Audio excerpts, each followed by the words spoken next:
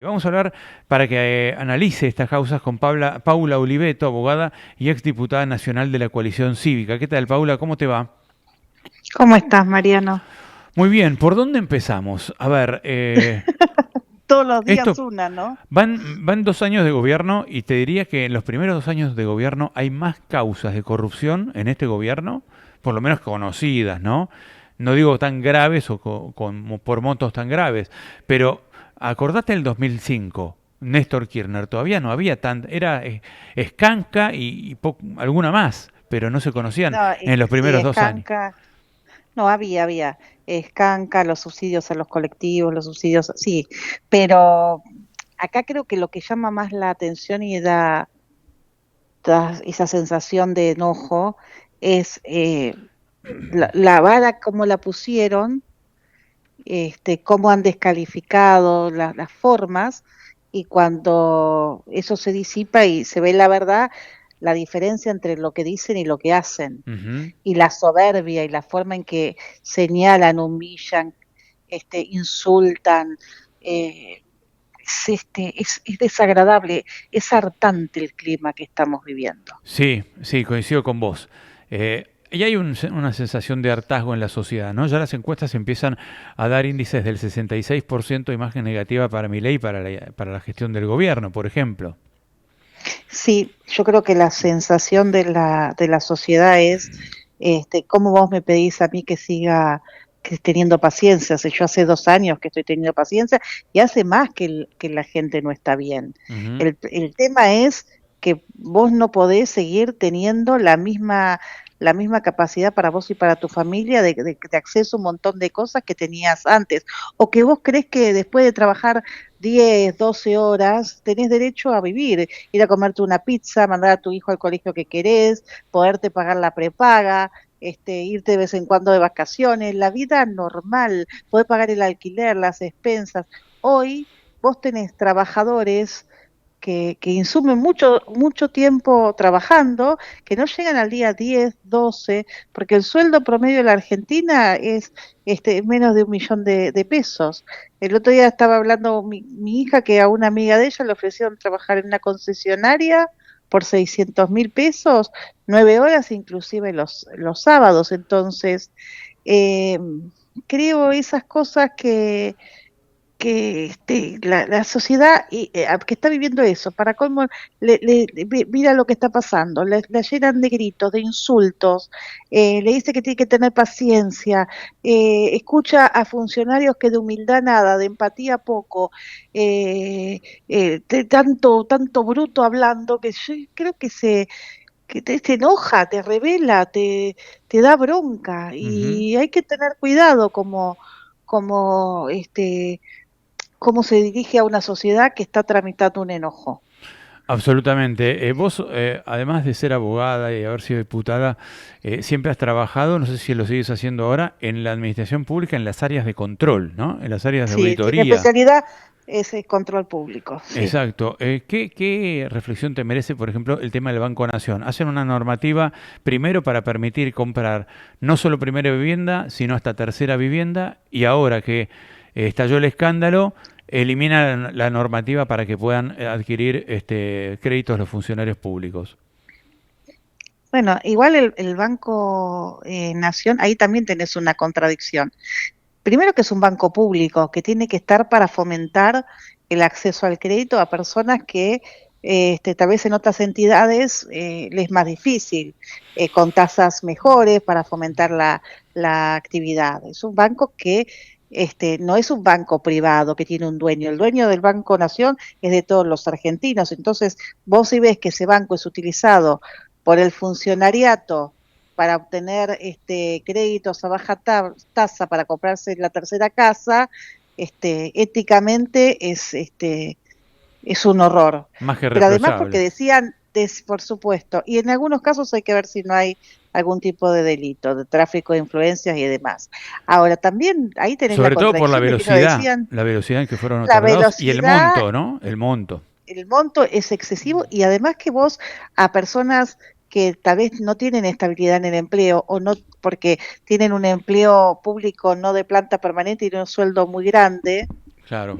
¿Cómo haces, cómo el banco genera los anticuerpos para que ese crédito le sea devuelto? Porque también el banco que maneja ese dinero, que es de todos los argentinos, pues si bien es un banco, este es un banco cuyas acciones son del Estado argentino, tiene que garantizar que ese que vos le prestás te lo va a devolver. Ujú. Entonces, si vos le prestás mucho dinero a gente que no tiene después para devolverte porque tiene un cargo circunstancial, distinto es el caso de una planta permanente.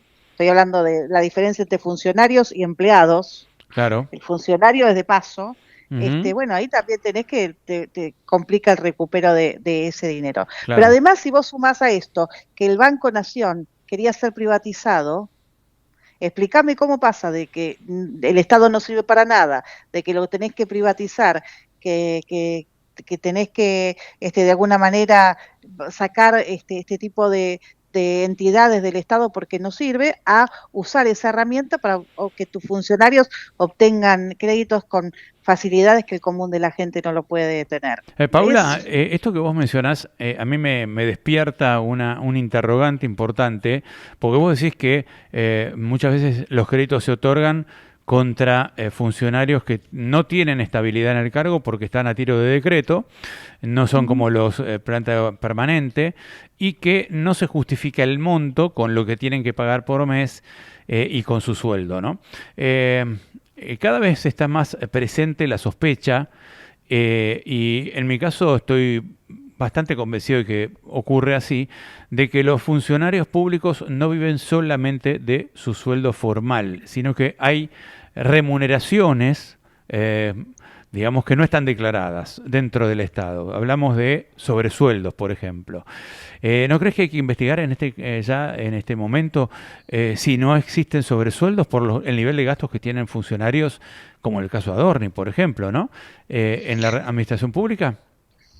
históricamente existieron sobresueldos, te diría Ujú. que en Por casi eso. todas las administraciones. Ujú. Y por eso tan opaco el manejo del, por ejemplo, de los servicios de inteligencia.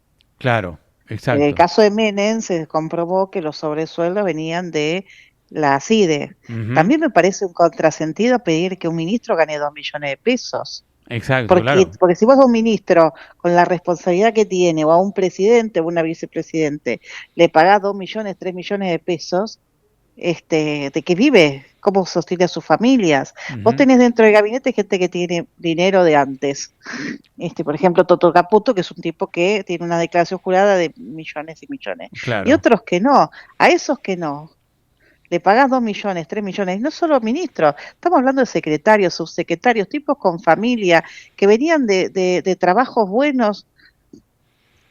¿Cómo hacen? No, No, no, y no tiene sentido, yo conozco no. funcionarios que han dejado la administración pública porque dicen, no, la verdad es que no puedo sostenerme con el sueldo, aquellos que son honestos, ¿no? No me puedo Y es sostener con el sueldo lógico. porque gano más en la actividad privada. Con lo cual aquellos que sí se sostienen, entonces hay que preguntarse de qué viven, ¿no? Pero por supuesto, por eso la investigación patrimonial que está haciendo el juzgado en el caso de Adorni. Ujú. Ahora, si vos te pones a pensar de lo que es razonable y lo que no es razonable, Milei sorteaba el sueldo de diputado haciendo demagogia y de alguna manera todos diciendo que bien, que sortea el sueldo y qué sé yo, y por el otro lado le cobraba en la actividad privada, que le cobraba a los brokers, cobraba las conferencias, cobraba. Y vos cuando sos diputado, yo por ejemplo casi que ni ejercí siendo diputada, porque vos tenés un nombre y una representación del pueblo que no podés usar eso para cobrar más o para tener mayor ascendencia. Si yo después estaba en la comisión de juicio político y tenía por ejemplo, tenía la potestad de juzgar a la corte. Te pongo esos ejemplos así. Yo no podía ir a hablar a una cámara empresarial si después yo estaba en presupuesto y tenía que ver el tema de los impuestos. Ujú. Cuando vos sos funcionario público te tienen que pagar bien y para mí es incompatible con cualquier otra actividad. Eh, pa- Para mí. Exacto, sí, sí, totalmente. Pasemos No, a la no, no está escribana. regulado eso, no está regulado. Pasemos a la escribana, que ahora parece ser que, tal como anticipamos en unas cuantas verdades ya desde la semana pasada, está complicada porque ahora parece ser que la van a investigar en la causa de Gerardo Polichita y Ariel Lijo. La escribana dijo, por ejemplo, creo que lo más grave que dijo es que ella no pidió el origen de los fondos porque no estaba obligada. Pero sin embargo, la normativa de la UIF obliga a los escribanos a pedir declaración jurada y hasta a veces un certificado de origen de fondos por el artículo o por la resolución 242 de la UIF cuando el monto de la operación supera los 700 sueldos mínimos vital y móviles y se están obligados a declararla ante la ante la UIF o a asentarla o a informarla si supera los 750 sueldos mínimos, que son $188.000. El primer número son $176.000. Y no hizo nada de eso. ¿Cómo lo ves vos? Ella lo que te va a decir es que no hubo plata, porque en definitiva lo que tiene es después una deuda, lo que adquiere es una deuda. A mí lo más grave que me parece de la escribana, ¿pero tiene plata para independientemente pagarla? del tema, Sí. bueno, eso, ella en esa operación, por eso se va a investigar el tema del enriquecimiento ilícito y el tema de la triangulación de la compra de esa propiedad.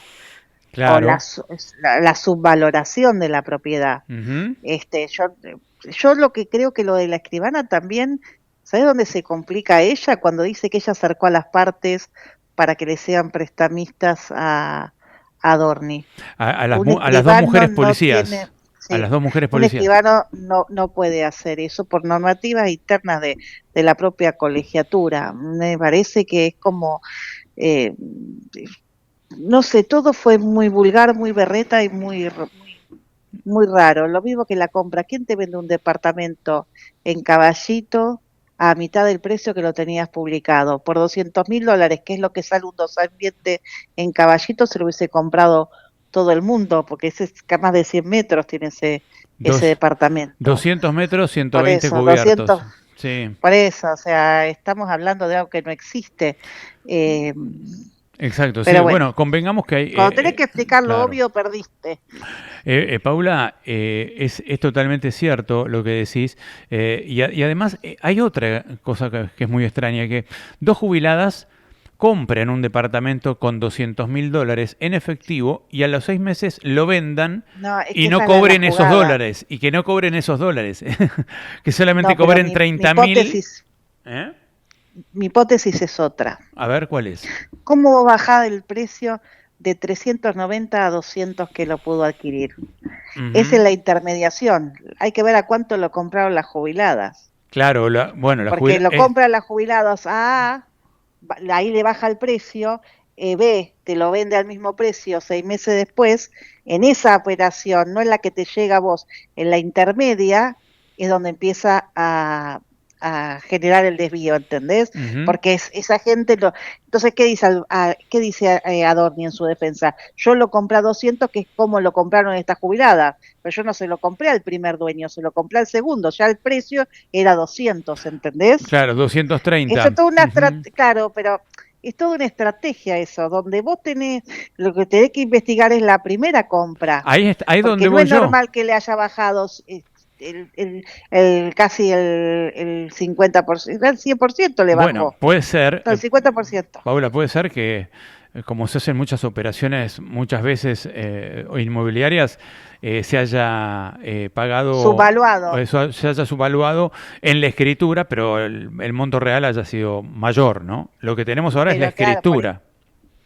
Por eso creo que la investigación es ese que le compra al futbolista en la primera las dos jubiladas, claro, las dos jubiladas. Aparte hay que preguntarse si las dos jubiladas compraron con plata de ellas, porque además un hijo de una de las jubiladas, Pablo Feijó, era un amigo estrecho de Manuel Adorni.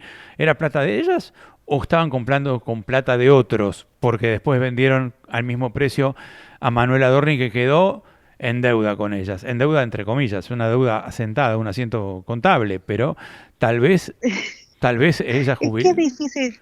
Digo, tal vez compraron con plata de Adorni. Pregunto, ¿no? Yo, si fuera fiscal, estaría preguntando eso. Y sí, yo creo que el fiscal va a investigar a fondo Ujú, Cuando algo no puedes explicar, no puedes explicar. O sea, mira, ujú, operaciones nos hicieron a todos, ujú, porque imagínate que en todos estos años todos vivimos operaciones. Yo me acuerdo una denuncia que le hizo Moyano a Graciela Ocaña sobre enriquecimiento ilícito, o la misma denuncia también se le hizo a Lilita. Que te comas una denuncia es lo más normal que te puede pasar cuando vos estás en determinados cargos. Ahora, vos cuando te dicen una cosa así, vas con tu contador, te presentas inmediatamente y acercas los papeles que te dicen cómo vos accediste a ese dinero. ujú. Y eso no pasó. Claro, claro. Él no dio ninguna explicación, ni de su casa, ni del country, de nada. Claro que es. Ni de cómo, y lo más grave, de cómo su mujer empezó a vender servicios a empresas públicas del misma administración que está manejando su marido Adorni. Ujú. Entonces, todas esas cosas él tiene que explicar y no lo hace. Entonces, eso de alguna manera hizo que la opinión pública desconfiara de lo que estaba pasando y Absolutamente. empezara a ver a Adorni como alguien que es un elemento erosivo en el propio desarrollo del gobierno. ¿Crees que Adorni al quedarse está desgastando a pasos acelerados la gestión de Milei?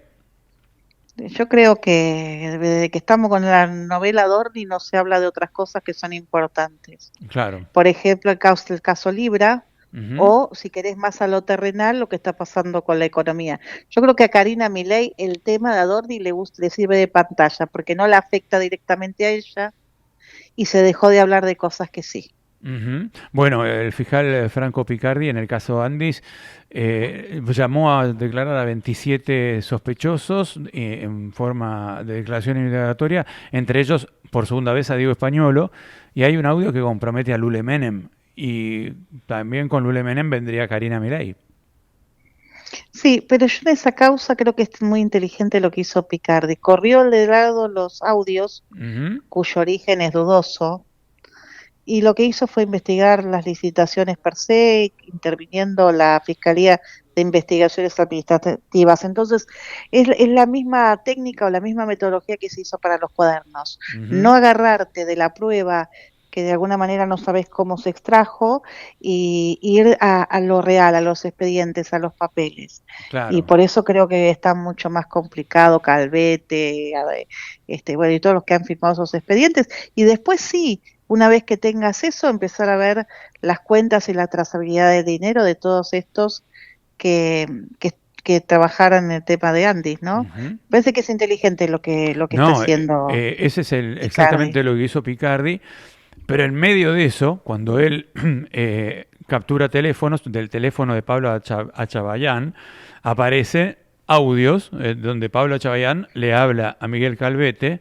Ya eso no es un audio de español, es un audio de el propio teléfono de uno de los implicados, que era uno de los directores de servicio de salud de la agencia de discapacidad, en donde él mismo le dice a Calvete un montón de cosas, digamos, que implicaban una maniobra sospechosa. Hablé con Rioja, hablé con Sí, el pelado, hablé con este, hablé con el otro, estamos todos en línea, ¿no?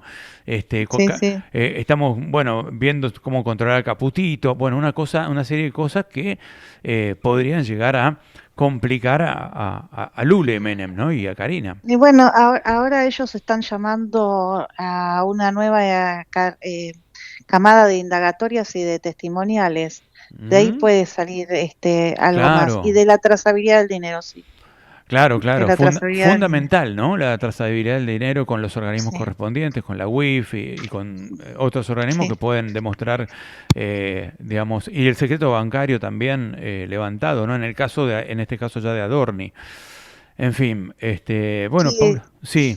estamos viendo cosas que dañan mucho a una Argentina que necesita salir adelante, ¿no? Ujú, Más allá de las internas necesitamos un poco de paz y clima de negocios para que puedan venir las inversiones, generar trabajo. ujú, Necesitamos normalidad. ujú, así es. Porque no es, hay que mirar y que no insulten y que no agredan y que se respete la democracia, que se respete mira, parece una tontería seguir hablando de esto, pero que se respete el disenso, que el pensamiento crítico, que se valore la división de poderes. O sea, necesitamos que esta Argentina entre en una normalidad lo más rápido posible, porque tenemos que crecer y tenemos que vivir mejor. Paula, te mando un beso enorme y gracias por atendernos, ¿eh? Beso grande. Paula Oliveto, abogada, exdiputada